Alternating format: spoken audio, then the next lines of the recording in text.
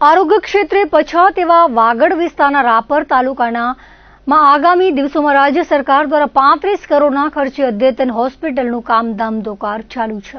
આ અંગે રાપરના ધારાસભ્ય વિરેન્દ્રસિંહ જાડેજા દ્વારા મુખ્યમંત્રી તેમજ આરોગ્ય વિભાગને રજૂઆત કરી હતી, જેમાં જણાવ્યું હતું કે રાપર તાલુકાના 97 ગામ અને 227 વાંડ વિસ્તાર તેમજ ખડીરના 12 ગામ અને 17 વાંડ વિસ્તારના લોકોને આરોગ્ય સુખાકારી મળે તે માટે રજૂઆત કરી હતી।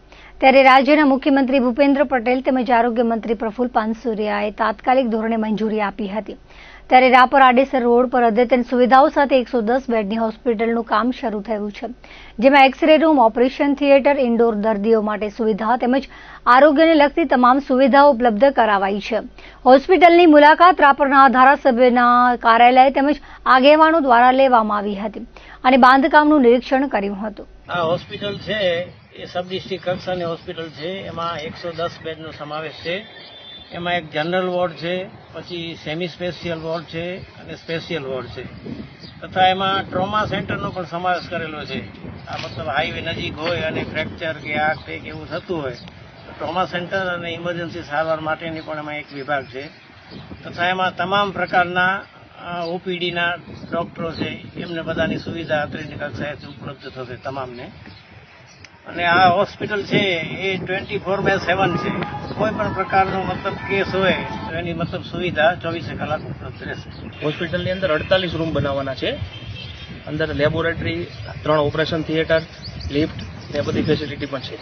રાપરના ધારાસભ્ય વિરેન્દ્રસિંહ જાડેજા એ રાજ્યના મુખ્યમંત્રી ભૂપેન્દ્રભાઈ પટેલ સાહેબને આરોગ્ય મંત્રી પ્રફુલ્લભાઈ પાનસરિયા અને સમક્ષ રજૂઆત કરી હતી, જે રાપર તાલુકાના 97 ગામો અને 227 વાંડ તથા ખડીરના 12 ગામ એમ ખડીરના 12 ગામ અને વાંડ વિસ્તારના લોકોને આરોગ્યની સુવિધા ઉપલબ્ધ થાય તે માટે 110 બેડની અદ્યતન સુવિધા ધરાવતી હોસ્પિટલ બનાવવા માટે રજૂઆત કરી હતી, જે અંગે રાજ્ય સરકાર દ્વારા તાત્કાલિક ધોરણે આ હોસ્પિટલ મંજૂર કરી યુદ્ધના ધોરણે બાંધકામ હાથ ધરવામાં આવ્યું હતું, જેમાં આરોગ્યને લગતી તમામ પ્રકારની સુવિધાઓ ઉપલબ્ધ કરવામાં આવશે, જેથી રાપર તાલુકાના ખડીરના લોકોને સુવિધાઓ ઉપલબ્ધ થશે। જે અંગે આજે ધારાસભ્ય કાર્યાલય તથા હોદ્દેદારો અને ભાજપના આગેવાનો અને પદાધિકારીઓ દ્વારા મુલાકાત લઈ નિરીક્ષણ કરવામાં આવ્યું,